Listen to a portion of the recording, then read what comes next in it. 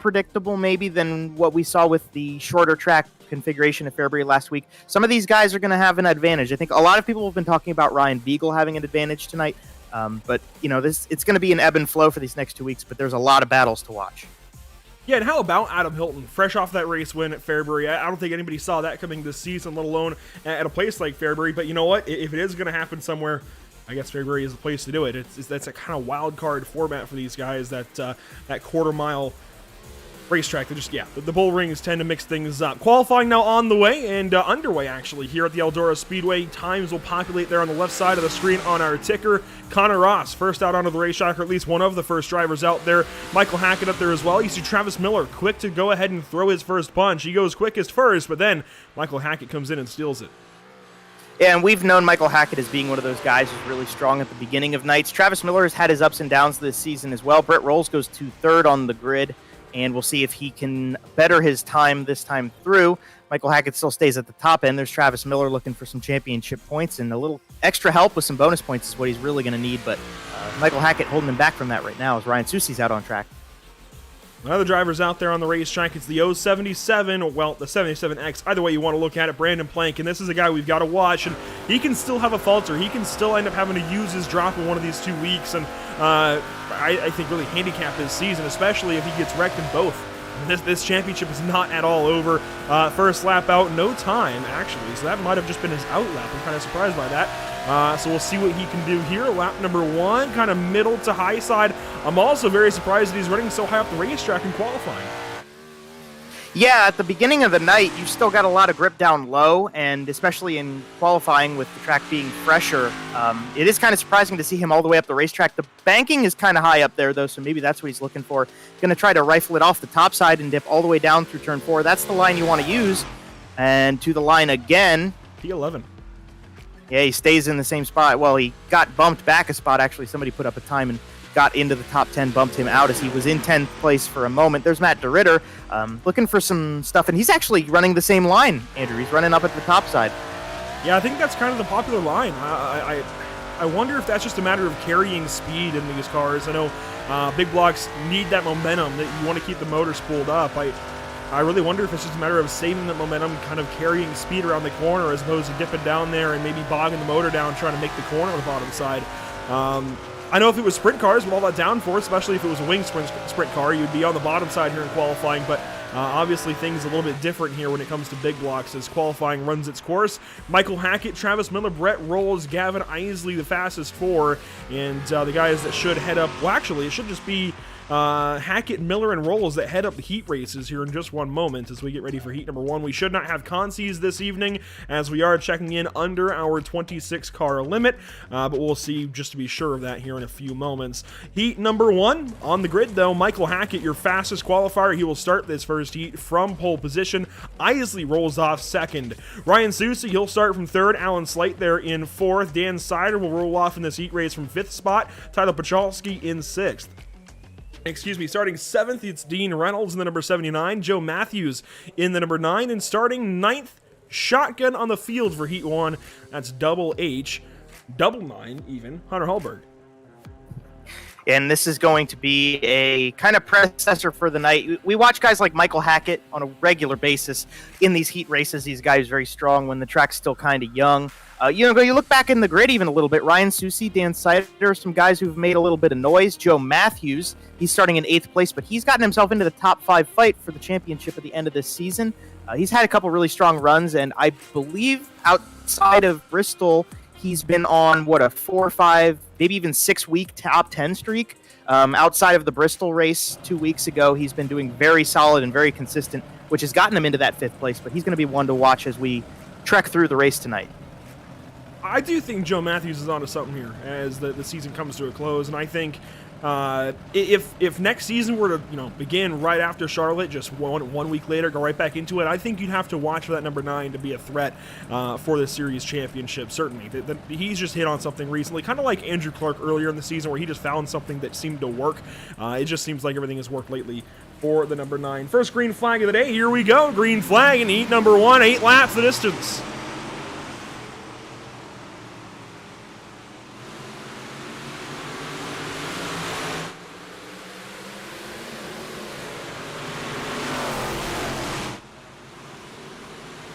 Lap 1 of Heat 1 in the books, and it's oh so close up front. You saw Hackett going for it there, side by side with Isley. They now work down the backstretch. Isley slots in behind Hackett.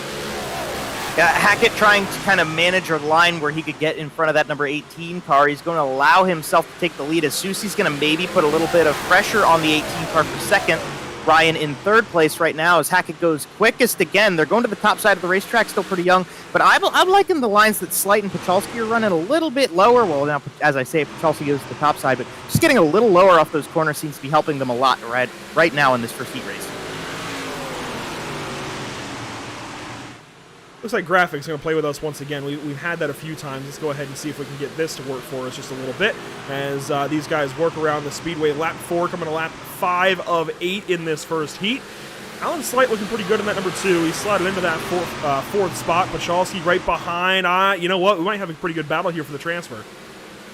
Yeah, Slight and Pachalski look to both be fairly equal at this moment in time. You're on board with Pachalski right now, so coming to the line and have 3 to go. Slight runs a little bit lower line, but now Pachalski's going to go big time send down to the bottom side of the racetrack, and he slides up. Oh, that's big contact right there. Slight keeps it under control, and Pachalski moves forward.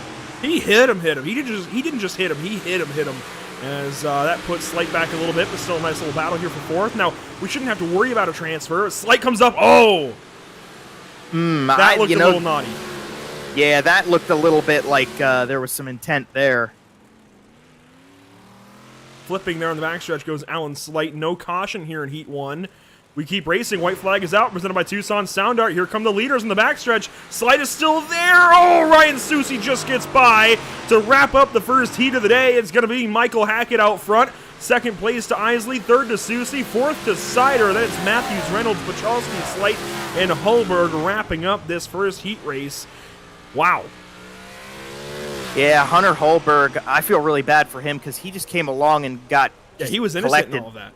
Yeah, he just got collected in that. Tough break for him, and that's going to set him back a little bit. Same for the rest of them. But hey, we're bringing on heat race number 2, and we can bring you the starting lineup for that one now, so we can move forward into the next 8 laps of action. We start on the front row, and on the pole for heat race number 2 is going to be the thriller Travis Miller for BP Sports in the 22 machine. To his outside, he's got Matt DeRitter, the winner at Lanier in the 03 machine. Starting on row number 2, on the inside is Brian Berger, who's been pretty good at qualifying lately. We'll see if that kind of keeps him moving forward in this heat race tonight. He starts third to the inside of Brandon Plank, the championship leader. Go back to row number 3. On the inside, you got the 88T. That's Tyler Joshambowski looking good in red. And to his outside, guy who's been doing pretty okay lately. Not a ton of great finishes, but good performances for Connor Ross, and he starts 6th. Going back to 7th on the grid on the inside, you've got the 3A, the defending winner from last time. That's Adam Hilton. He will have the beef, Corby Daniels, to his outside, and they will run shotgun on the field as that's the last full row of cars, and they come to 1 to green for heat race number 2. 8 cars here in this final heat. Corby Daniels still in the pit lane. Gotta wonder if maybe he's using his time here to potentially help admin things just a little bit, especially after that bit of contact. Now, we don't want to draw to too many conclusions. It looked a little naughty, and if it wasn't, hey, it wasn't. And that's just how the cookie crumbles sometimes as we get ready for heat number 2. We should just have 3 heats this evening. Checking in under 26 cars. We should have 9, 8, and 8. That makes 25 if my math, my quick math there is correct. We've got 8 cars then, 8 laps. Let's go ahead and run heat race number 2. Miller on pole. We'll see how this one goes.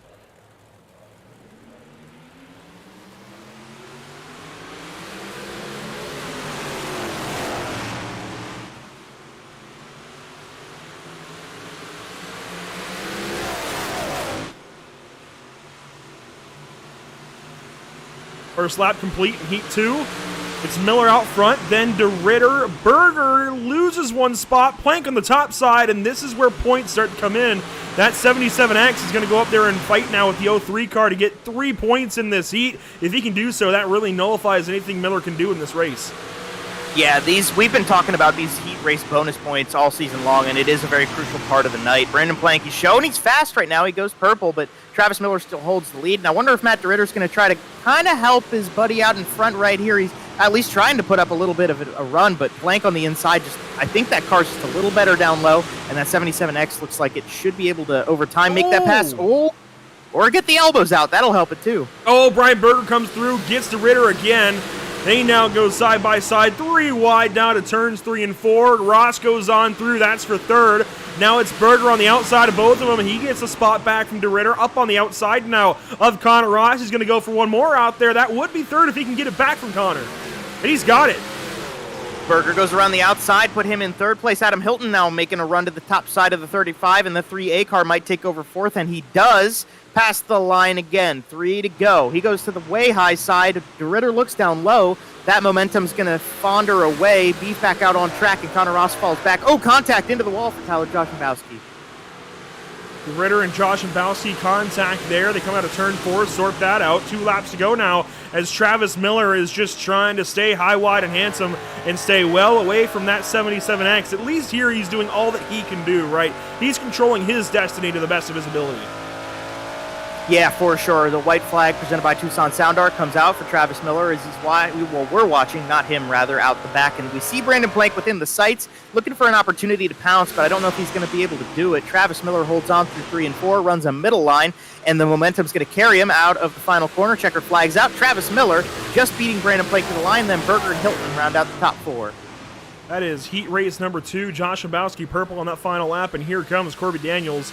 He did get all 8 laps in, and will confirm himself towards the rear of the grid, unfortunately, with that finishing position. Heat number 3 on the way then as we get ready for Brett Rolls to lead us to a green flag. He does start this third heat from Poland. How about Jeff Sharp on this late run? This has been really good stuff from the number 28 as well. Talk about drivers heating up at the right time for the end of the season. Yeah, he is one of them.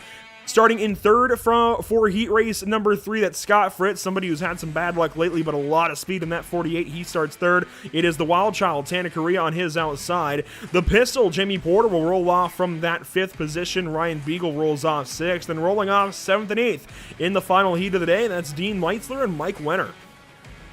We're going to be watching in this heat race. Tanner Correa has been I talked to Tanner before the race started. He said he wasn't exactly excited for this kind of race. He said he's got to work on those restarts and he's got to work on that topside run. So we're going to see how well he can keep that together. But one guy that a lot of people are looking at for this race today is Ryan Beagle. They're talking about him being able to run the low side when a lot of people can't.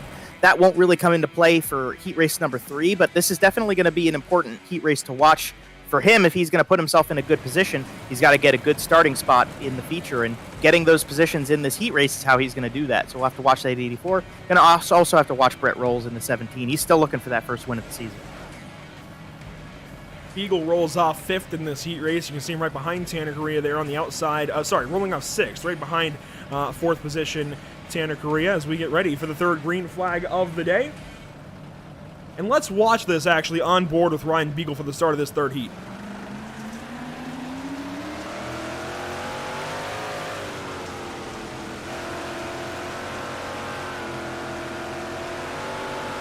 Oh, contact already. That puts Fritz back. Rolls has got the top spot then out of turn number 4. That's lap 1 in heat 3. And Brett Rolls going to take the way. The Pistol, Jamie Porter, down to the inside. I wonder if he's going to try to slide up into line. No, he does not. He stays in the middle of the racetrack. Fritz is very strong right now.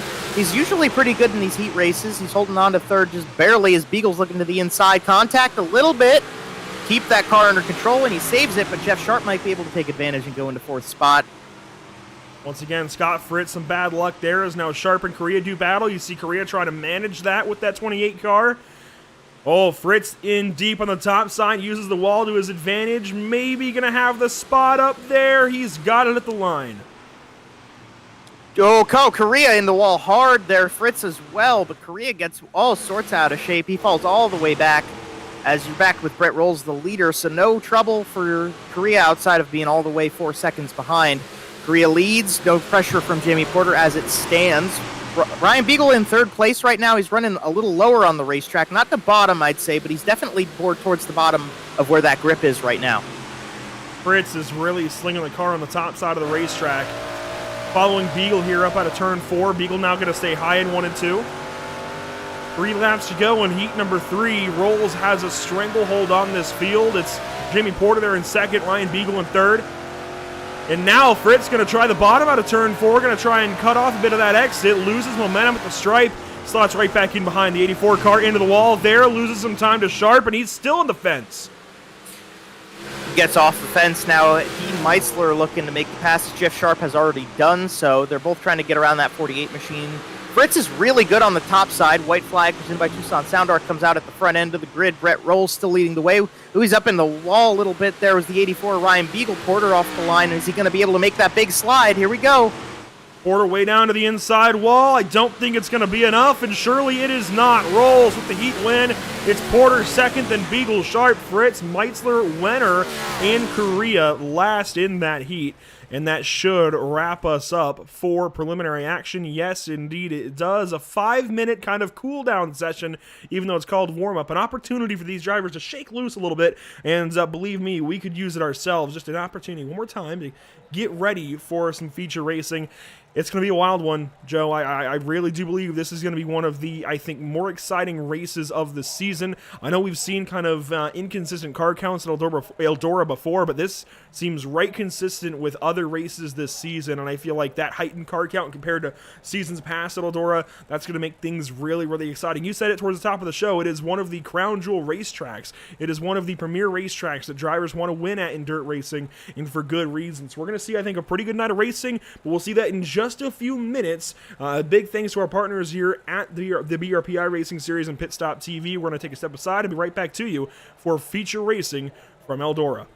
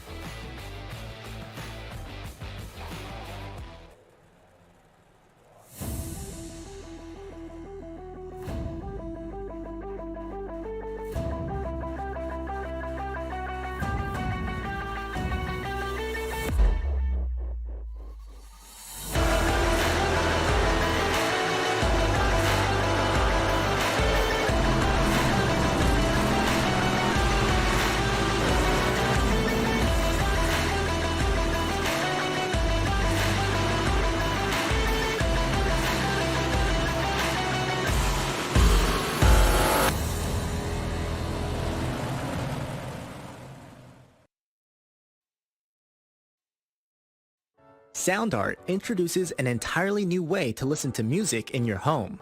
By combining the best of two products, a revolutionary high-fidelity, low-profile Bluetooth wireless speaker with beautiful artwork. Select from a library of artwork or upload your own photos to personalize your experience. Sound Art ushers in an era of invisible, beautiful, and amazing sound throughout your home and redefines your entire entertainment system. The need to reclaim your floor space and rid your home of unsightly speaker boxes that need to be bolted to the wall is now a thing of the past. Our canvas is printed on high-quality permalite by Breathing Color. And select from our gallery or upload your own. Standard sizes include 16 by 20 and 18 by 24 canvas wrapped. Custom sizing is available, as well as surround sound options.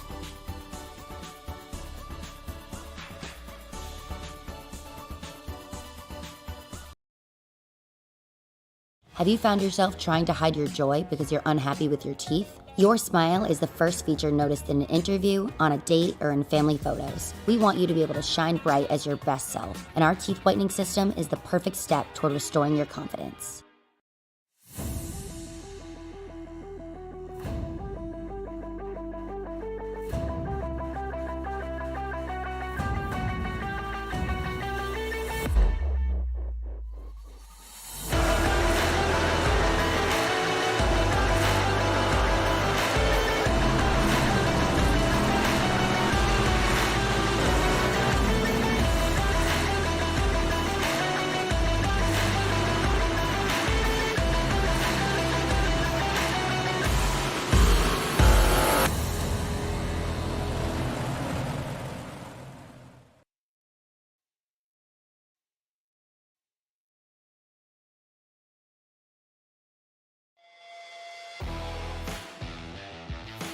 Welcome back to the virtual Eldora Speedway. Glad to have you here on Pit Stop TV as we get ready for 60 laps of feature racing action. Joe Donahue, as always, joining me on the call this evening. And Joe, already some pretty exciting heat racing. I think it's going to carry on into the feature. Yeah, we had a little bit of some emotion coming out. We had some really great racing. The track's getting worn in really nicely. That top side's starting to get a little treacherous, so it's going to be only a matter of time before we see people starting to dip down to the bottom side of the racetrack. We're looking good for these 60 laps tonight. I think it's going to be a good day of racing here at the virtual Eldora Speedway, the Big E as they call it, the house that Earl built, as 25 cars are ready to go for 60 laps. And man, you have to wonder if we had NASCAR rules where, you know, green, white checkers were a thing, and we extended the race for ages and ages. This might be one of those races that goes on for hours and hours until we run out of fuel. Anyways, we have got 3 fast qualifiers because not only did they qualify up front, they finished up front in their heat races. In fact, the top 4 from qualifying, they hold their starting spots into the feature starting grid. On pole, it's Michael Hackett, fastest qualifier this evening at Eldora. Travis Miller rolls off in the second spot. Starting third tonight at Eldora, it is Brett Rolls in the number 17R with Gavin Isley outside in the number 18. Brandon Blank, points leader, will roll off from the 5th position. Into his outside, it's the pistol, Jamie Porter in the 45. Starting from the 7th place this evening, it's the number 38 car, Ryan Susi. Good to see him back on the racetrack rather consistently lately. Brian Berger starts from the 8th position. Starting 9th this evening at Eldora, it's Ryan Beagle in the number 84. Dan Sider, the other 77 car, rolls off from 10th. Starting in 11th place on the grid, you got the 3A of Adam Hilton. Jeff Sharp in the 28 will be in his outside in 12th spot on the grid. 13th behind them, Joe Matthews to the inside of Connor Ross in car number 35. You go back to 15th on the grid. You've got Scott Fritz, guy who went to UNOH. Dean Reynolds in the 79 starting to his outside in 16th. 17th on the grid is going to go to the number 03, Matt DeRitter, with Dean Meitzler in the number 49 to his outside. And row number 10 on the grid starts on the inside with Tyler Pachalski. You got the Tyler Joshimbowski in the 88T on his outside. The final 5 cars on the grid, that's the 23 of Wenner, the 2 of Slight, then the 88 of Daniels, the 11 of Korea, and the 99 of Holberg. So not so great for the back end, I guess, of Beef Esports in the heats, but we've got 60 laps for them to right the ship as we get ready to go here from Eldora. It's all Hackett up front, then Miller and Rolls and Isley are top 4. Green flag is out at the Big E.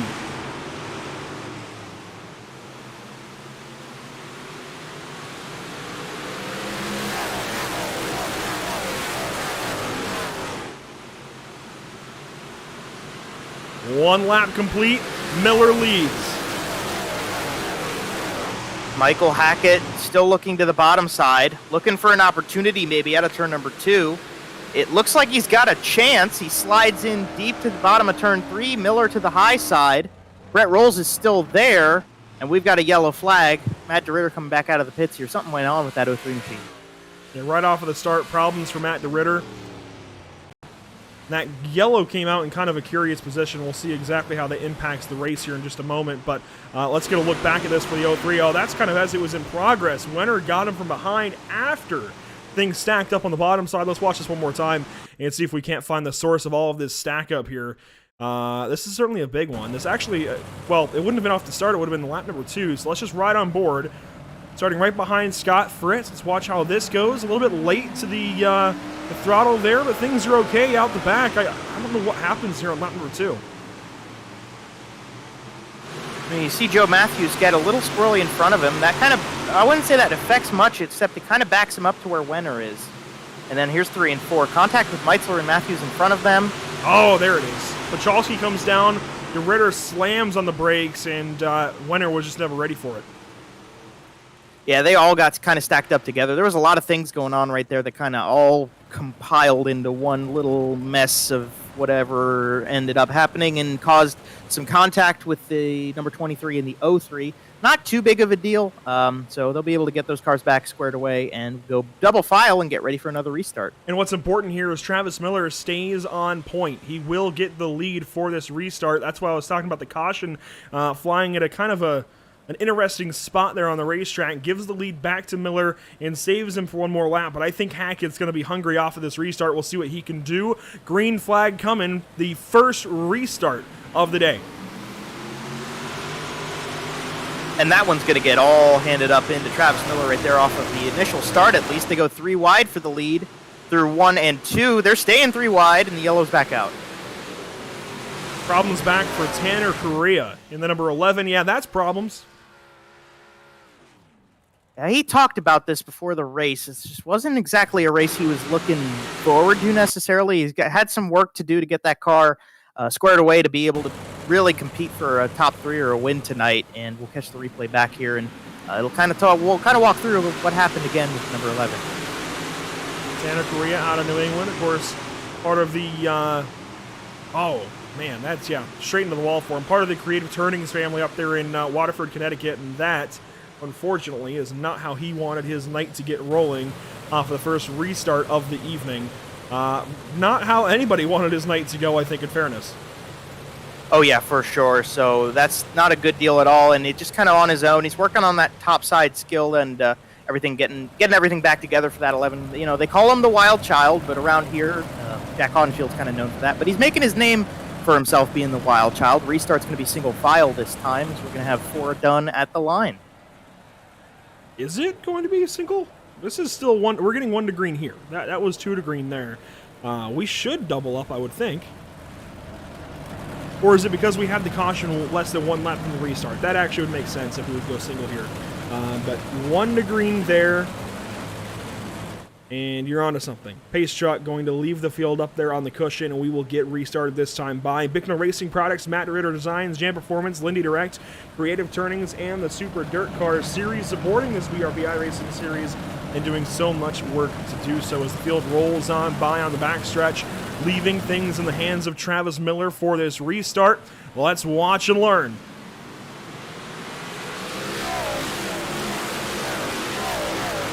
And that is total control. Look at this now. There's actually a little bit of a gap between the 84 and the 22. I don't know how long it's going to stay there, but Travis Miller off that restart, pretty commanding, and he's going to lead us back. Miller, Hackett, Rolls, Isley, Plank, your top 5. Some battles further back as well, but this top 3 actually looked really good in 1 and 2, didn't it? Hackett now to the bottom side, and a caution again. Oh, boy. Was that Connor Ross? Yes. I think that was, yeah. That was that 35 car. It looked like he had almost the same thing happen to him that Tanner Correa had, just getting up too high into that wall on his own. We'll find out for sure here in just one moment. Watching the overhead, stacks up a little bit behind Jeff Sharp. Nothing too bad there, a small little checkup. Now going to roll the outside into turn 3. Looking for daylight up there, has it for the moment. Puts that right rear right on the wall. What in the world happens then in turn 1? Throws it in a little too heavy, up on the wall, turns it over. Yeah, that was pretty close to a carbon copy of what happened to Tanner Correa. And, Tanner had said, getting up to the top side is really difficult. Connor Ross is one of those guys who's had success with doing that. I think back to Lernerville when I think about Connor Ross and the impressive performance that he's put together with his first season with the BRP series. You run that risk when you run the high side. Connor Ross isn't necessarily the guy you'd expect to make a mistake, but, everybody's human, nobody's perfect, and it, happens pretty early, so it gives him an opportunity to rebound and get back up to the front with, 54, 53 laps at the line when they get the green flag back out? That's 1 to green there, and I think we should be doubling up. Yes, we are doubling up for this restart. We'll have 55 to go when we get the green flag. And quite the curious start to this one. Very slow going for everybody, not just the guys up front, not just the guys in the rear. We're going to hold these guys up. It's going to keep them from getting into a rhythm here early. We've seen a couple of races lately go green at the start and then kind of stack up, and you get the cautions later. Maybe this will be a reverse of things and have a green run to the end. I don't know. Let's knock on wood a little bit and get ready for another restart. 55 to go.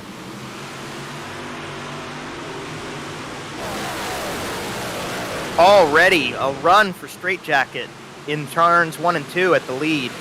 He's not going to get it. The top side's still going to dominate a little bit. Travis Miller locks that line down to the bottom side, and he's going to control the race lead. Now Hackett's got a little bit of pressure behind him. 2 cars, actually. Isley and 1 sliding all the way down to the bottom side of the racetrack. Brett Rolls is it going to work? He's holding on with that 17R. Brandon Plank getting in the picture, too. Look at Plank down on the bottom side, painting a perfect picture of how to run that very inside. Starting to use it up down there, though. The bottom's starting to dry out and slick off a little bit. As you saw Hackett get in a little bit deep, had to check up, and we've got... Oh, don't tell me.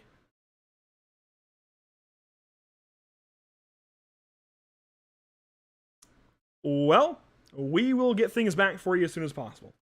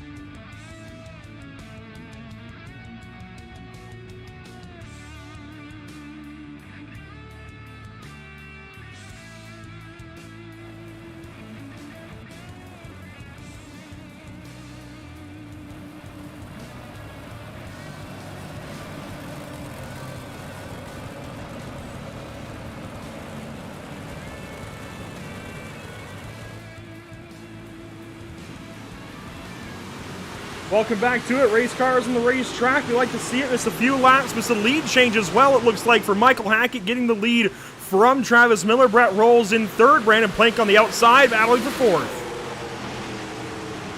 Into form here. There's still got plenty of time left in this race, but that 77X starting to really push the buttons of the cars around him. The 17R to his inside and the 22 right in front. Michael Hackett takes the lead nonetheless in front of all of these big championship contenders, and he is looking pretty clean up at the front end right now. Rolls in the wall in 3 and 4. Susie goes middle. We've got Isley bottom feeding as per usual on the bottom side. Lap 15 in the books, quarter way through.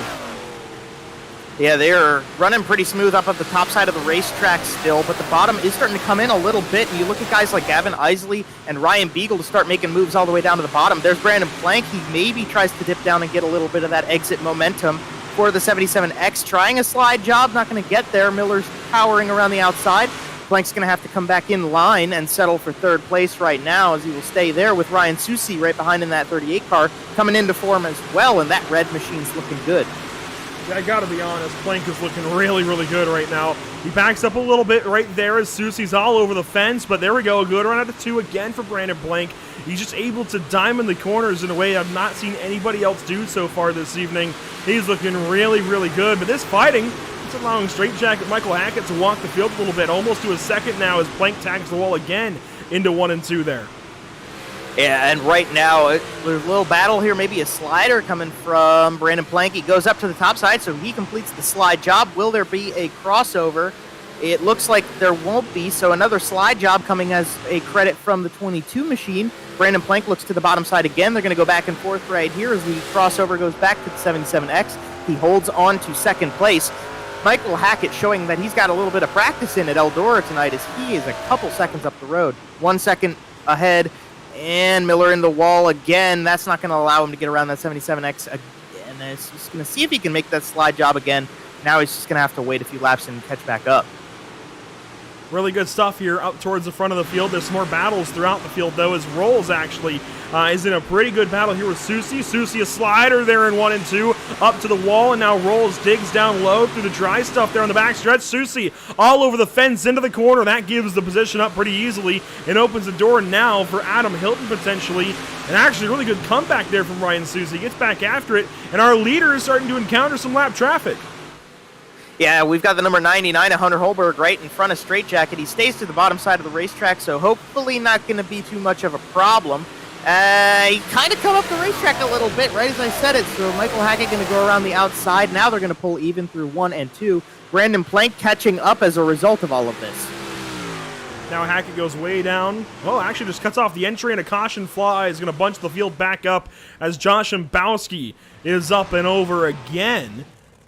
Is it again? Has he only been over now once in this race? There was one other car involved, and we'll get a look at it here as Corby Daniels is in the pit lane. And if I had to guess, I'd say that probably 288 cars are involved in this one. Let's get a look at things. As Josh Mbowski rolled the top side really good there, got up to Alan Slight, Matt Dritter, and to the outside there of Scott Fritz, goes back to the top side, gets the wall there. Dean Reynolds behind, contact below him. And into 1, does he just overdo it? Yep, does it again. Oh, Reynolds. Yeah, Jeff Sharp even got a little bit of that too. Dean Reynolds came pile driving into that. Josh Abowski goes for a little bit of a tumble through 1 and 2. Interesting. It's the same thing that's happened with those last 2 cautions we've seen. Guys just, you get in a little aggressive in turn 1 and catch that wall a little bit too much and you're going over. Let's watch this little flip here for Josh Abowski, the way he kind of sticks on his nose here, or was it the rear? The rear right there, digs in, does a little stoppy up there, and right back down. Nice little pirouette from the 88T. Not what he wanted at all from the race, but it did look pretty good. I'll give him that. Give him some style points. Yeah, just like, who was it? It was Pachowski at Bristol from a few weeks ago that I think had a really good, really aesthetic crash, if you will. Not one that you want to see, I suppose, for the driver, but I mean, it's cool to look at. I'll give it that. So we'll get ready for another restart. Lap 24. We're going to give way to lap 25 here in just a couple of moments. It's Hackett down low, Plank up top. Does Miller have a chance to get that second place back here off of the restart? Green flag is out. Let's find out. They come back to the green. Michael Hackett goes straight to the top side of the racetrack. Miller slide, maybe not going to do it. This time, he's going to have to fall back into third place. Brett Rolls maybe going to make a run with that 17R machine to the outside of the racetrack. Susie goes low and into the middle then. There's one to the way bottom. That is presumably Gavin Isley, and it is in the number 18. Big contact. No. Around in the middle of the field, a lot of tumbling, a lot of crashing here out of turn number 2, and the problems just keep stacking up for Travis Miller. And Brett Rolls has been in the top 5, just hasn't been that great yet tonight as Miller goes for a spin. I mean, this is just continuously troubles for the 2 guys trying to take down Brandon Plank. And funnily enough, it's going to be in contact here between the 22 and the 77X. Just watch here in turn 1. Miller goes bottom side, slides it in, and just right up into him. Yeah, Travis just more or less just comes straight into the 77X, kind of pile drives in from the bottom side of the racetrack. And that's one of those risks you run, pulling a slider like that, dipping down way low. Unfortunately for him, went straight into the side of the 77X machine. Brandon, hopefully not too much damage on that car as well, and we'll catch another replay back and just get a view of what it's like to come up on a scene like this so quickly. From Tyler Pachalski's angle, you see the red and yellow 22 spin, and nowhere to go. Gets a piece of him there, gets a piece of the wall, and somebody else hits him there to get him back going. But I don't think the damage was too bad there for Tyler. He should be able to continue on without too much trouble as we look to get on the restart here in just a moment or two. Well, this has been one way to get things started, hasn't it? Up and down, both on the racetrack and graphically and technically. It's been a doozy, a roller coaster ride for sure. Yeah, that's a good way to put it, Andrew. It's been an interesting start to things, and they've had some green flag running, but obviously we're coming off of a restart going back to green flag this time, so we'll see if we can get a nice little run in. It'll be interesting to see what happens on a longer run now that it's Plank and Hackett up the front with Hackett leading, but they'll get the green flag back out and send him away. Green flag back out at a turn number 4. Lap 26 gives way to lap 27. The top side rolling off of this restart. Top side's the way to go. Oh! Contact.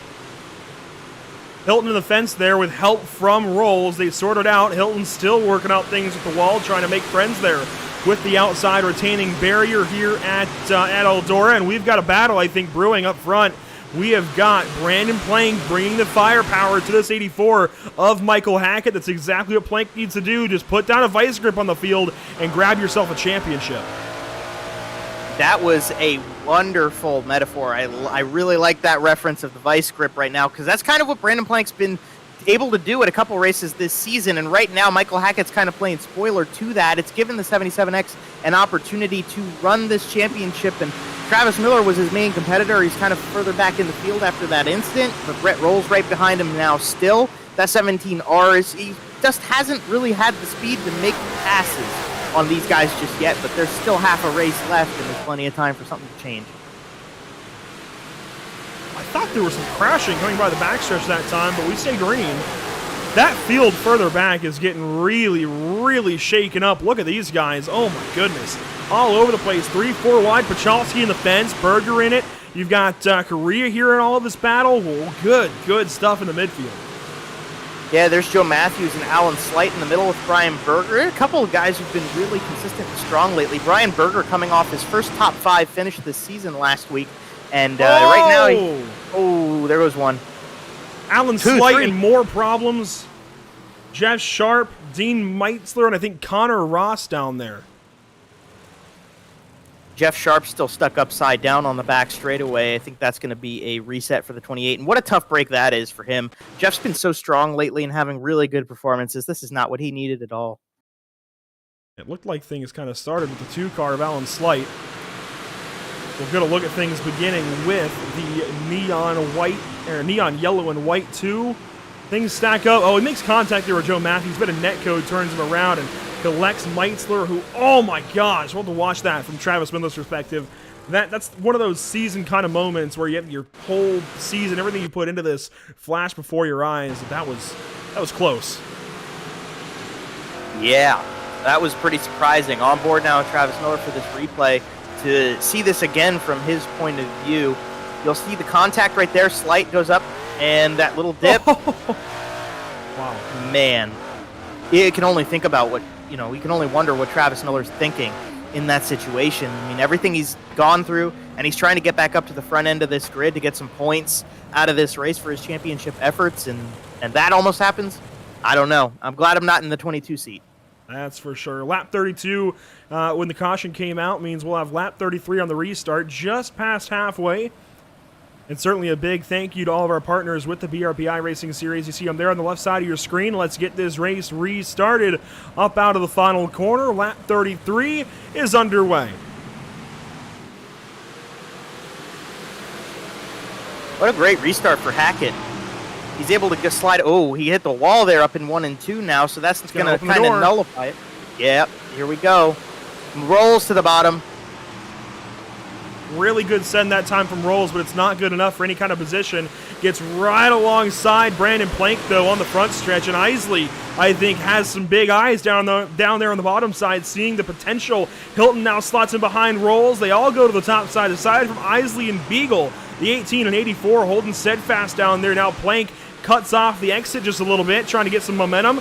You see Hackett throw it in down a little bit shallow into the corner, kind of that slider line that guys talk about. They're still just running so high up out of turn number 2, up out of turn number 4 as well. Just right up along that wall. It's oh so close to danger. And they are all up there, the top 5. You can see them now. Hackett dips to the bottom to kind of cut off that first part of the corner.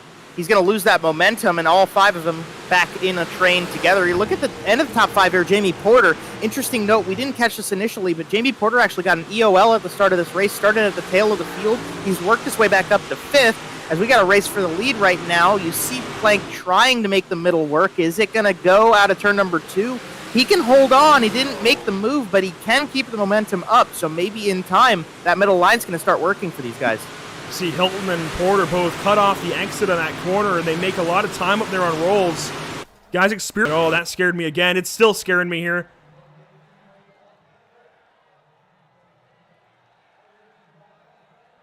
The caution flag does fly, and that one we surely will not have a replay of.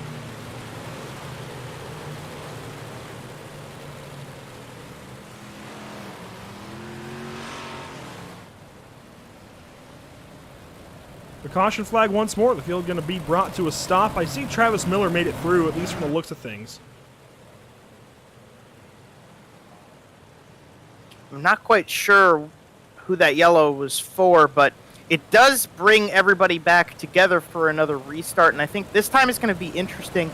That run that Brandon Plank had in the middle of the corner, the middle line of the corner, that really is starting to show me that the top side's wearing out a little bit, and it's only a matter of time before these guys are going to have opportunities to make other parts of this racetrack work.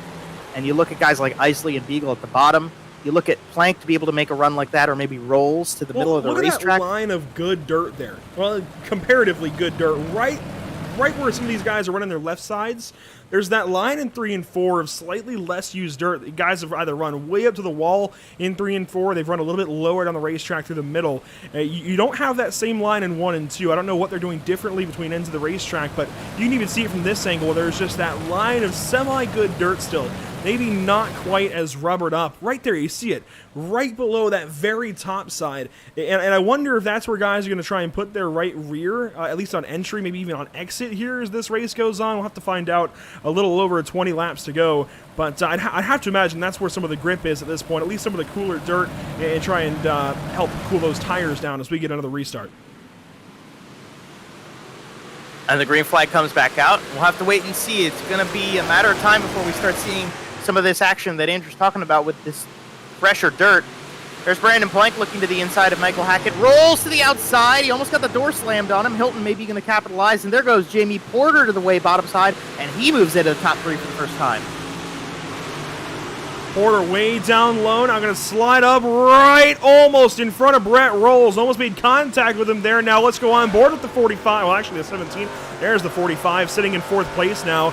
You see the front runners at least still putting their right rears up on that cushion, still just running as high up on the racetrack as they can. Now Hackett enters a bit low in 1. Porter gets the wall a little bit, and everybody continues on. Still a pretty single file and smooth running order at the front end. Here's Matt DeRitter. He's broken into the top 5 for the first time in this race, and he leads a thundering charge with Isley and Beagle right behind him. Those two guys, you see, Isley has now moved to the top side of the racetrack and actually is making it work. Holy cow, he almost slipped through there and split into the top 5 on the top side of the racetrack. Matt DeRitter holds on and puts maybe a half a car length. I mean, that's not a lot, and these guys are 3 wide behind him. Here's a look at it from Travis Miller's perspective. The leaders are way up there on the backstretch, and a caution flag flies. Alan Slight is in trouble yet again. Oh, boy. Alan Slight. Wow, that was a wild ride right there too for the number 2 machine. That's going to be a reset, and that's going to be tough to see now as we're getting closer to the end of this race. Not what the 2 car needed at all, and that was pretty intense. We're going to look at it here. Jeff Sharp on the inside, Meitzler behind. Oh, Holberg and Wenner have problems, and then Meitzler comes in, and there is where Slight goes up and just grinds to a halt. Yeah, that was actually a nice little, I don't know if you'd call that an endo or what you'd call that it was the backside of the car. But Holberg, that was pretty severe with the turn for Hunter Holberg in front of him. How quickly that car changes directions, and then nothing that Slight's going to be able to do here. Nowhere for Allen to go. And this will be an interesting perspective right there, right up at the sun, and back down on the nose. Gives you a nice little view of how well textured the surface is from iRacing. So props for the nice little shiny and texture going on for the dirt track. Not really what Alan Slight wanted to sit back and appreciate in that moment in time, but you know, he's going to have to work on it. He's got a little more than a quarter of this race left, so he's got time. We'll just have to see what he can do. I'll bet you say the glass is half full, don't you? You know, you got to be optimistic. You got to give it a shot. At that silver lining, certainly. I like it, Joey. I like it. I'm just making a little bit of fun. You know, that's why we appreciate Joe Donahue here at Pit Stop TV. We've got 16. Trying to do some math here quickly. No, 17 laps to go as we get the restart. 43 complete. And we'll see what happens here. Rolls tried. Man. He tried. It didn't quite work. He's going to have to slot back into third place. Hackett still leads with Blank. Jamie Porter's right there. Ryan Beagle's running the bottom side of the racetrack. He leads that charge way down low. Oh, maybe a slider coming from the 77X. Is he going to get there? That is a slider, but it's not quite complete. Hackett powers back away. And here we go. Brett Rolls now going to look to the inside of the 77X. Slide job there.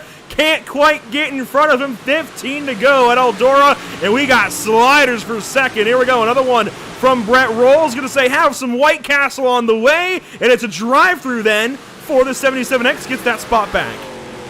Not enough of a run for the 17R. Now he's up in the wall pretty good. He's going to lose a couple car lengths off the 77X. Brandon Plank in pouncing position with the 84H of Michael Hackett right in front of him. Jamie Porter, there's a slider. Ooh, close up there. The pistol took a shot. He did. He took a shot at it. It didn't quite work, but he's got another one coming here soon as Brett Rolls is back up into the wall and not quite making that corner work. He doesn't catch up to Plank. Plank stays behind Hackett. They go into turn number one, and a little bit of momentum. The wall just right there. If you watch the right rear when he goes into the corner, he sets it just right on the right rear. Here's a slider for the race lead. Hackett's in the wall. That might be all she wrote. Maybe a crossover attempt. 12 to go. Side by side still. Hackett down to the bottom side. Attic to the basement, back to the attic, and you see down the stairs goes the 77, right back in front of Michael Hackett. Caution! Oh, that's going to be interesting. I wonder what's going to happen with the running order now.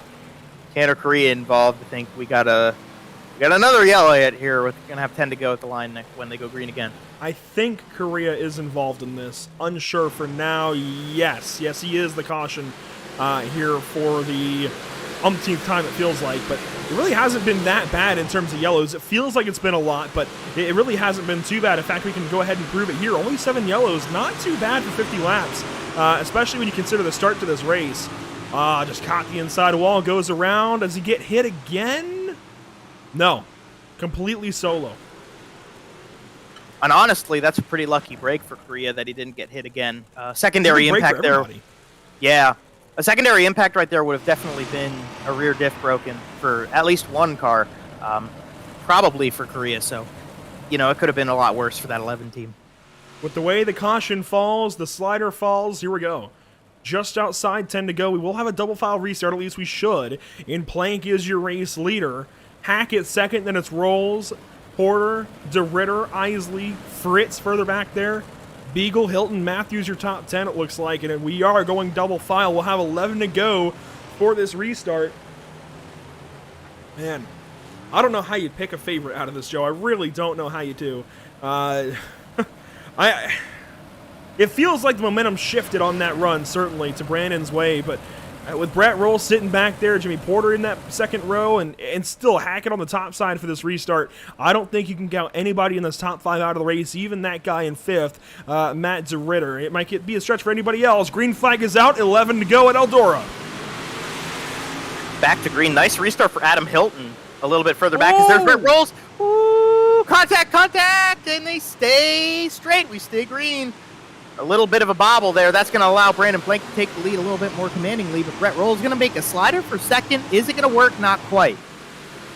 Side by side for a second. They've got to sort that out quick and go catch that 77X slider again. Not quite enough. Hackett going to take the trip through the drive-through that time and get that spot back. Now defense from the slider, contact maybe for second. Hackett's got it. Really good defense that time. Really good, but it's not over. Here we go for third. Couple of guys that don't like each other very much. One's in the fence, one is way down low, one's in the fence again, and here comes Isley behind him. Gavin Isley, is he going to go bottom feed this time? No, he's going to stay in line, rolls in the wall again. Man, that 17R is magnetically attached to the top side of Eldora Speedway right now. Keeps getting into it, and that allows Jamie Porter opportunities, but he pops the wall himself on board with Isley. They're all getting into the top side wall. The top is slicked off, and it's go time for Joe Matthews even, as now he's going to make some noise with the 9 car. Throws it in. No dice just yet. The guy who is getting a Yahtzee right now, though, is the 77X well out front. 7 laps to go that time by. And look at the gap he's got, almost a second back. Caution flies. It's not over. I think it's Hunter Holberg bringing out a yellow here, and that's a big break for Michael Hackett and Brett Rolls, because Brandon Plank was gone. Yeah, gone. Cheryl Crow, real gone in that run. We'll see if that changes here to the end. Hunter Holberg, a look at things for him, the 99. Double H, Wild Bill, whatever you want to call him. Wenner's out front, Slight behind. Is there contact, or does he do it on his own? Slight gets in deep, hits the 99, and around she goes. Yeah, Slight just trying to make that corner. Went in a little bit low, and unfortunately just kind of slid up into Hunter Holberg. No intent there. Just looks like a racing move that goes a little haywire, and car being in a place that you don't quite expect it. So Hunter Holberg, not too much damage on either of those cars, actually not really much at all. So just going to be a reset and ability to re-rack, restack, and try to get something together here with 6 to go in the restart. Why are we on board with the thriller Travis Miller? Well, he's 10th. 10th as we get ready for maybe the final restart of the day. You have to feel like, certainly, unless for some reason Brandon Plank crashes on this restart, this might be season over for Brett Rolls and Travis Miller. I mean, just a stellar day out of that 77X. He didn't start on pole, but he has put the car there since then. And I don't know how you beat him. I seriously don't know how you beat that 77X tonight. He's just been so good out front, leading the way now. I don't think he can beat him, to be honest. We'll see if anybody can. 6 laps to go when we get the green flag here in just a couple of moments.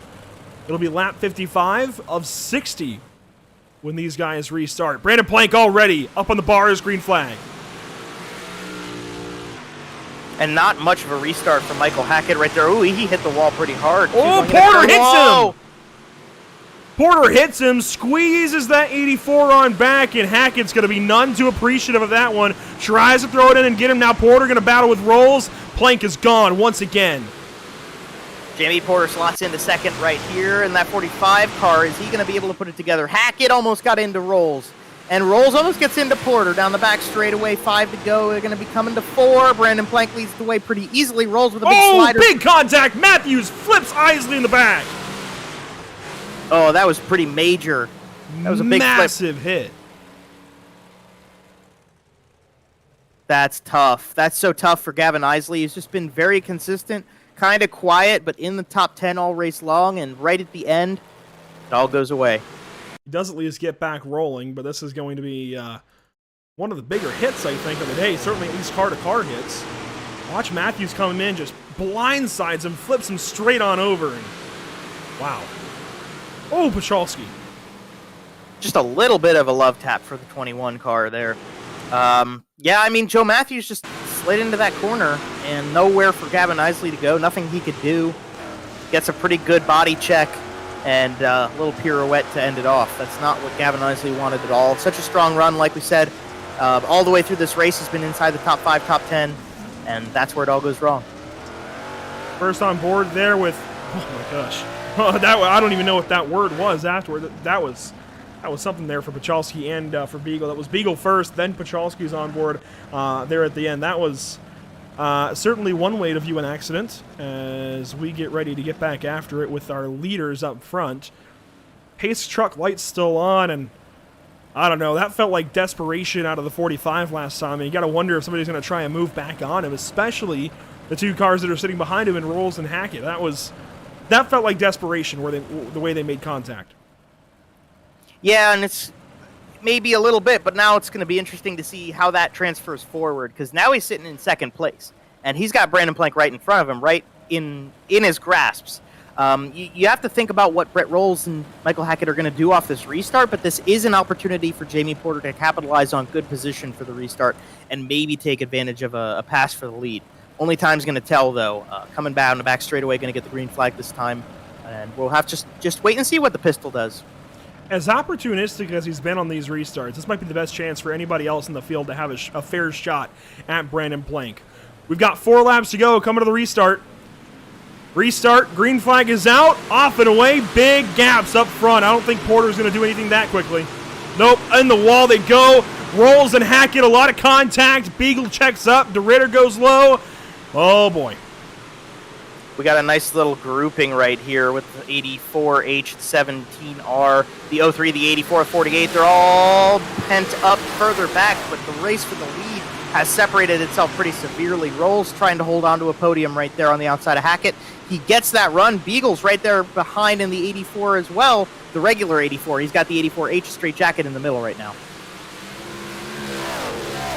They rip on by our speed shot. 2 laps to go at Eldora. 1 mile left in this race, and the 84s are going at it for the 4th spot. Hackett way down low. Beagle's trying to get it. Up front, Brandon Plank is all but gone. White flag is out, presented by Tucson Sound Art. He's got 3 wins on the season already and turning the wick up right when he needs to. Anything could happen at Charlotte, but I think tonight is a big statement win and just might put himself where he needs to be to win the championship. Checkers are out for Plank. He wins at Eldora. It's a fight for 3rd. Rolls gets it. Porter goes 2nd. Yeah, there was nothing anybody was going to do. The rest of the field comes through and gets that checkered flag. Brandon Plank commanding win at the end of this race after Hackett had led so much of it, and everything comes back to fruition and together, and that 77X puts together an excellent ending to this race and takes that commanding win right when he needed it to secure a good run in the championship. Charlotte's going to get interesting, I'll tell you that. It's going to be more than interesting. Big deficit certainly going into that one, but yeah, anything can still happen. As you see, Roll's going to park it on the front stretch. Porter, I'm assuming, did along with him. But in victory lane, oh, Hilton going to come and hit him. That's unique. Didn't expect that one. Might have been congratulatory, might not have been, but it is the number 77X parking it in victory lane this evening in the virtual Roxburgh, Ohio. We will take a step aside and be right back to you in just a few moments with post-race coverage from race number 13 at the Eldora Speedway. Plank goes down as the victor.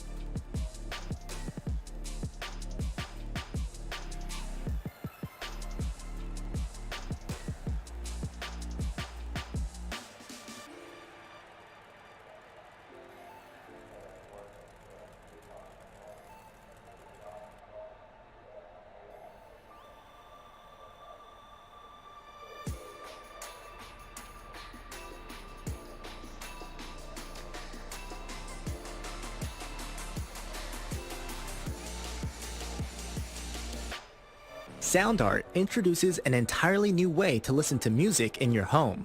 By combining the best of 2 products, a revolutionary high-fidelity, low-profile Bluetooth wireless speaker with beautiful artwork. Select from a library of artwork or upload your own photos to personalize your experience. Sound Art ushers in an era of invisible, beautiful, and amazing sound throughout your home and redefines your entire entertainment system. The need to reclaim your floor space and rid your home of unsightly speaker boxes that need to be bolted to the wall is now a thing of the past. Our canvas is printed on high-quality permalite by Breathing Color. And select from our gallery or upload your own. Standard sizes include 16 by 20 and 18 by 24 canvas wrapped. Custom sizing is available, as well as surround sound options.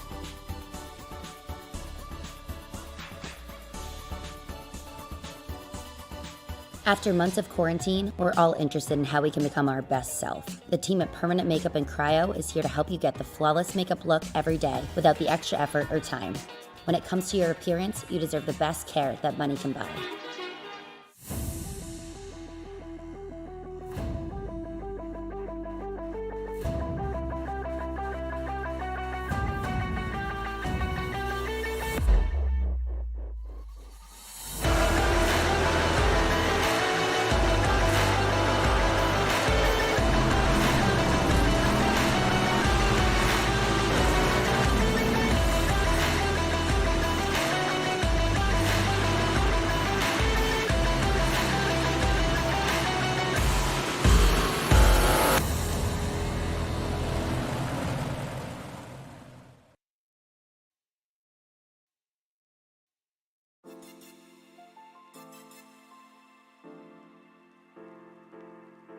Welcome back to the virtual Eldora Speedway. 60 laps of racing around the half mile.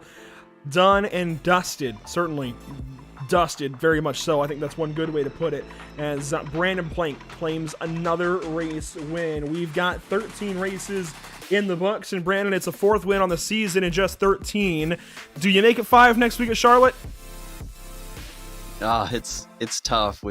I actually won't be here next week, unfortunately. It's been so fun kind of battling for that points championship, and I have to head down to Florida. We're going to be at Alltech in Blue Show with the Shock Van, and unfortunately kind of the only time to leave is Monday morning. So well, that's a huge blow. That changes everything, really, and I think it makes it that much more of a statement that you have to come out here and execute this evening at Eldora. Otherwise, your drop is going to potentially be worse, right? Your drop currently is, I think, 11th place. That's the worst you've finished all season long. I think one finish outside the top 10 might have even been 9th. That's how good you've been. Does that at least give you some security going into this? Yeah, I mean, I was talking to my dad about this today. Tonight was kind of a situation where you just got to try to win and, hope for the best after, the race next week. So, and it's been a lot of fun racing every Monday night. And I know that, my parents and family and my grandparents tune in. So it's been awesome so far. So, so hopefully we'll see how things go after next week. And, I did everything I could to try to, arrange travel plans kind of around it to be here for Monday night. It's just tough. And of course, you did just about everything you could, even before the race win itself. You came second in your heat, only gave Miller that 1 point off the bat. He didn't get pole, so that's obviously helping you out. So even just in the points game, you did everything you could, and it's a lot like what I said about Travis in that heat race, actually, controlling your own destiny. Things might happen. We don't know exactly how the math is going to work out. It looks good. It looks in your favor, but we'll still see after the dominoes fall at Charlotte. But controlling your destiny, doing everything you can is so important.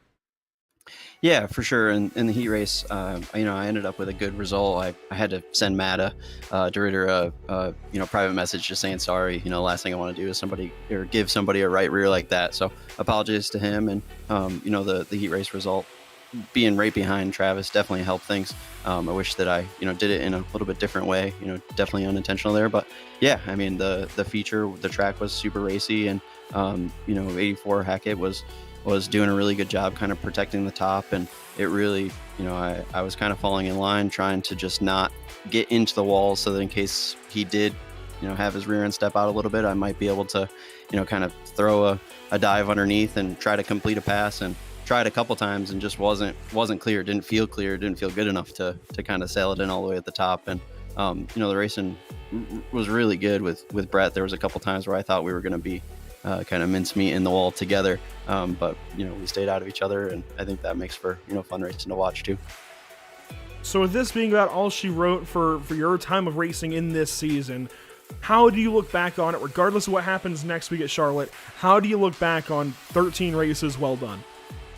Yeah, it's something to be happy about, and it's more of a thank you to you guys and the series sponsors with Bicknell and Joe Matthews and you guys for hosting it, Pit Stop TV. It's more of a thank you more than anything to you guys, and let me race with you, and it's been a lot of fun. It's been a lot of fun watching you, especially tonight. You made things exciting there with Michael Hackett for a good long while. Congratulations this evening on a race win, and best of luck to you as far as how the dominoes fall and the numbers crunch next week. Perfect. Thank you very much. Have a good night. Brandon Plank gets things done at Eldora, doing all that he can to make sure that he wins this championship regardless of how things go, missing next week at Charlotte. It's going to be an interesting one. A lot of storylines to watch, and I think he's pretty safe. I really do, Joe. I think had he finished somewhere around 10th or worse tonight, things would still be in the air. But with that drop week, meaning that next week is nullified, it's looking good for him. We'll see exactly how it breaks down. Jimmy Porter is next up. He finished second on the evening here, Joe, and he's alongside. And we get to talk to our runner-up, the highest finishing of the Beef Esports drivers. Jamie, you started more towards the back of the field tonight. Took a while to get back up to the front, but you put on a show trying to make it work. Yeah, I knew going in I was going to have to start at the back of the feature, so I figured just ride it out as long as I can. But a couple opportunities opened up, just landing me the second, I guess. It still hasn't processed properly yet. Well, aggression was the name of the game for you, and working out, your attack mode and your strategy for this race. Just talk us through, how do you put together a plan and make those big moves, those kind of aggressive moves that are allowing you to take down one by one or more than one at a time, throughout the course of the race to get up there, compete with guys like Rolls and Plank and Hackett and be able to contend at the front end of a race like this? Yeah, it's really all about aggression, like you said. Is you can't give these guys an inch. They're top of their game right now, and you never know what you're gonna get when they go out there. And you just hope that you can be a little bit better. And you talk about you had a little bit of poor luck these last 2 weeks, Bristol and Fairbury. Those were kind of wild card races, if you will. Some pretty interesting and unique facilities. You come back to Eldora, track that you can kind of race more like a dirt track, and you have a really strong performance like this. How does this set you up for Charlotte? You're still looking to gain championship points and have a good finish off to this season. Maybe you get that second win, but what does this do for you, and how do you prepare yourself now going into that final race of the season after a run like this? I don't know. Usually Charlotte's not one of my best tracks. I tend to struggle there quite often, unless I get lucky. But who knows going in? It's definitely gonna be a tight points race going in, and you can only hope for the best. Well, certainly, Jamie, we look to see some moves out of you. We're happy to have you back on the podium after 2 weeks, a little bit of poor luck coming your way and not the finishes you wanted for those last two races. But now back at the top and leading the way for the Beef Esports team, that's got to feel pretty good. Congratulations, and we'll hope to be talking to you again next week. Thank you. Hopefully. Yeah, that's your second place finisher, Jamie Porter, in the number 45, not a real number. We roll over now back to Andrew Cardinale. He's going to get to talk to a guy who had a pretty interesting show of things at the front end as well, came into form at the end, Brett Rolls, and I'll hand it back to you, Andrew. I got to pause, Joe. I got to break the fourth wall. 45, not a real number? Yes, that is an inside joke. Jamie Porter filled us in at Bristol a couple weeks ago. Just a little joke. It was a Chili Bowl reference, and so it stuck. Yep. Because I forget what the number was. I think it was number 44. They make the joke during the Chili Bowl that 44 isn't a real number. So there's no number 44 car in the series. So Jamie said, well, 45 is the next best thing. So. Right. So anyways, Brett Rolls finishes third this evening. And Brett, it was one of those roller coaster days for you. Up front, kind of towards the back a little bit. Well, I say towards the back. He only fell as low as fifth. So as much of a roller coaster as you can have in the top five, how'd things go for you? Yeah, definitely think we had a faster car than where we finished up. It just seemed like, every time we tried to make a move, either the caution would come out or we'd either get our nose driven over or somebody would, hold us down to the inside when we were through in a slider. But, third place is better than what we've had the past couple of weeks. It's been a rough couple of weeks for us, racing with some heavy hearts after a family member lost, but Yeah, I'm pretty sure Brandon Plank pretty much summed up the championship tonight. So right now we're pretty much just shaping out our focus for second in the battle with Travis Miller. We talk about the championship. Do you know the scenario for next week? I don't. I haven't been able to keep a really good tabs on the points. I pretty much just wait until you guys post them on, race day and pretty much tackle from there. I know the points breakdown. I know me and Miller tied tonight for heat wins, but as far as where he finished, I have no idea. Well, Brandon will not be there next week, and I know it still is pretty well stacked against you guys, but it's at least an opportunity. You know how many points he's going to have. You can tally them up if you want to. And now that finish of 11th, whatever his worst finish is now, is going to be counted. So obviously next week will be dropped out. So that at least plays somewhat into your favor. How do you attack that then, now knowing that? And how do you just, other than win the race and win the heat, how do you try and maximize points? How do you try and do that? You pretty much just got to come out and be picture perfect and, just, leave it all out there and let the cards fall where they may. It definitely makes it a little bit harder for us considering, we've been so close so many times and just haven't really been able to get that monkey off of our back and be able to find victory lane this season. I was actually talking to Dean Reynolds about that earlier that, I was pretty surprised that I haven't at least found victory lane once this season at this point. At this point, like I said, the championship seems a little bit far-fetched for my calibristics for logical thinking.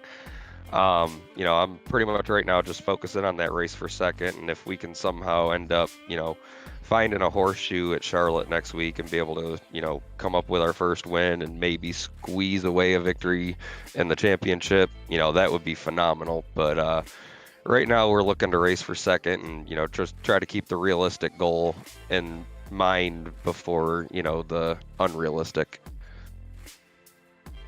So as far as getting that win, you mentioned that and how, I guess, astonished you could say you are that you haven't won yet. You have had great speed, always in that top 5, it feels like, certainly always in the top 10. What do you do next week at Charlotte to get that win? What specifically is it? And do you risk for the win more than you do for the championship? Honestly, it doesn't matter to me. Every race I go out, I'm hoping to win. I'm not going to go out there and just, try to do what I can to take second. If I got a chance to win the race, I'm going to throw it out there for the chance to win the race. Next week with Charlotte, it's pretty much just going to depend on if it's that typical high side, one lane Charlotte, or if, we're able to get another groove race. And, I preferably speaking don't like our modifieds at Charlotte. I'm a bottom feeder when it comes to Charlotte, and I don't feel like these guys really hook up on the bottom for me that well. So, we're just going to go in with, open mindset, just try to be where it's fast throughout the course of the night and, try to keep Lady Luck in our pocket and hopefully come away with the best shape scenario that we could. Well, thanks for your time, Brett. Congratulations on a pretty solid third-place finish this evening. And Joe, there you go. He wants the bottom feed next week at Charlotte. That's going to throw, I think, a wrench in his plans, certainly. It could go either way. It really could go either way next week. And I don't know. I think I share a lot of the same thoughts as he does. It's a matter of how things shake out, how the track wears in, and where these guys seem to prefer to run once the race gets going. Yeah, for sure. It's going to be interesting to see how that goes. But it's that old saying, if you could tell in the future what was going to happen, you'd be a millionaire. So, only time's going to tell. Your results on screen, at least unofficially. Brandon Plank takes the race win. It's Jamie Porter second. Brent Rolls third. Michael Hackett steals fourth place. They're just over Ryan Beagle. The 84 is fourth and fifth. Scott Fritz flips that number around, takes sixth spot tonight, and Travis Miller recovers for seventh. So, given the circumstances, that's a big recovery, but that's going to be far too little, far too late, I think. Travis and Brett, rather. He and Brett are going to be very, very close after this evening, depending on how the drops fall. Matt DeRitter, 8th place, a pretty solid run there. It's going to better his totals, I think. Adam Hilton in 9th, also pretty good. And Tyler Petralski with another top 10. Pretty surprising and solid runs for all of those guys as well. Dan Sider's going to come home P11. I think that's his first 11th of the run this season, but pretty solid performance from the 77, pretty consistent and quiet. Brian Berger going to come home P12. Jeff Sharp's going to end it out 13th, pretty good after some of those more major hits throughout this race. Ryan Susie's going to be 14th. Dean Reynolds comes home in 15th. You got Connor Ross in 16th, had a fair share of incidents tonight. Mike Wenner in 17th, not really talking much about that 23 machine tonight. Dean Meitzler 18th, Joe Matthews going to end up 19th, and Alan Slight going to round out the top 20 with a performance he'd like to put behind him and work forward for Charlotte. Isley wraps it up 21st, a really, really poor effort for, well, I say poor effort, just poor result. Good effort. Was up there on the front a lot of the day and got flipped around there towards the end, and unfortunately it's a very poor result there for Gavin Isley. Same thing for Hunter Holberg. I think he had flashes of brilliance, moved up into the top 20 a few times and just got caught up in too many incidents at the end of the day. Tyler Joshabowski, they're 23rd, Santa Correa 24th, and Corby Daniels 25th. None of them ever got anything going really, and especially Corby Daniels, you can see 45 laps down, I think, an early exit probably to help things go the way they needed to up top for this 60-lap race. A big shout out to our partners, as always, here with the BRP iRacing Series. Matt DeRitter Designs, your one-stop shop for all things graphic design. Find them on Facebook at MDR Designs, helping you look the best you possibly can. Jam Performance, if you know, you know. That's what we got to say about them. Proud supporter of the BRP iRacing Series, that is Jam Performance. Lindy Direct, the largest industrial, medical, and specialty gas supplier in the world. Joe, did you hear that? That is in the world. In the world? Did you say that? Yes, in the world. The whole wide world. The entire sphere that is this Earth.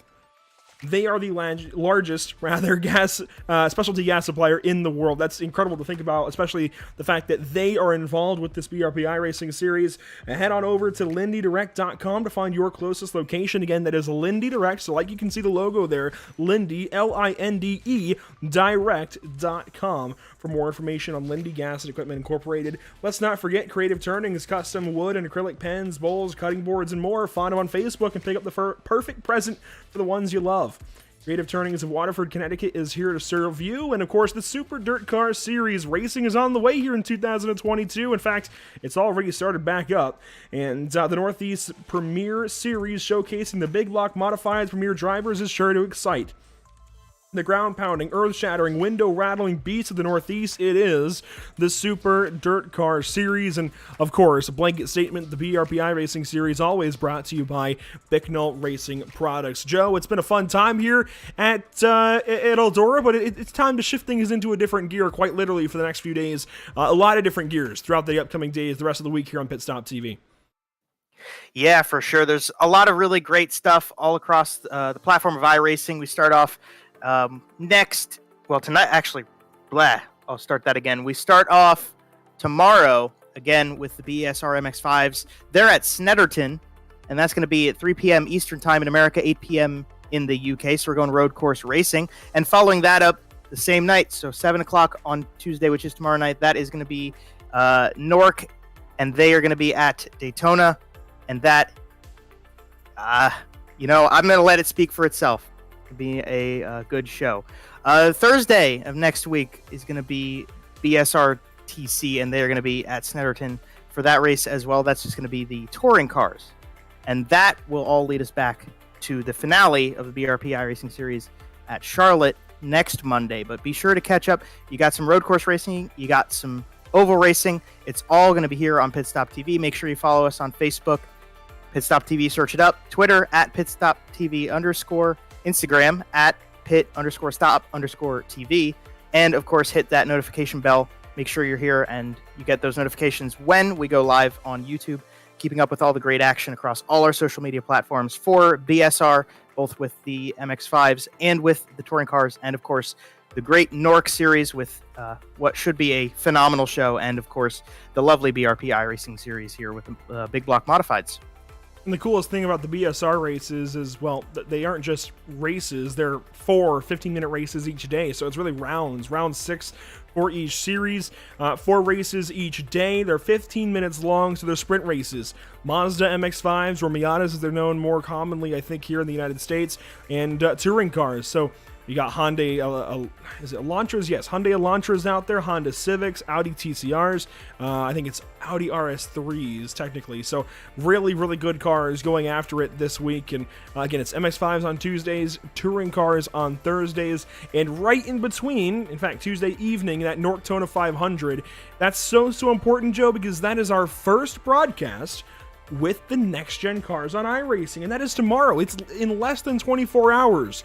We finally have the next-gen cars, the NASCAR Cup Series next-gen cars on Pit Stop TV for the first time literally ever on the channel. That's exciting. That is very exciting. A big step in a direction, we'll say, because I know there's some mixed opinions, so a big step in a direction, certainly, for NASCAR.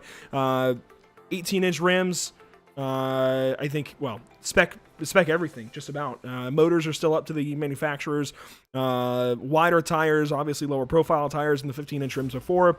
Completely different aero package, completely different bodies, shorter rear quarter panels, symmetrical body. There's so much you can go on about with these next-gen cars, and I mean, we're seeing them first on Pit Stop TV this evening, or tomorrow evening, and then literally later this week on Sunday, we've got the NASCAR Clash at the Coliseum in Los Angeles. So kind of a great, I guess, predecessor what we'll see this weekend with the Busch Light Clash, and I think a great reason that to tune in tomorrow evening to the Nortona 500 on Pit Stop TV. There's a lot of reasons to stay with us. We hope you do so.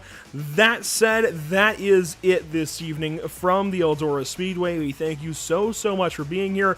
Myself, Andrew Cardinale IV, obviously I was on the call. We also had the brilliant Joe Donahue behind the mic, and we do want to wish our best to Emerson Arden. Going through some rough times tonight, we'll leave it at that. He knows what's going on, obviously, and some around him do, and of course we wish the best for everything that he's got going on. Usually would be here. Hopefully we'll be back for Charlotte next week, but hopefully we see all of you around for Charlotte next week as well. Until then, have a great night, and we'll see you then.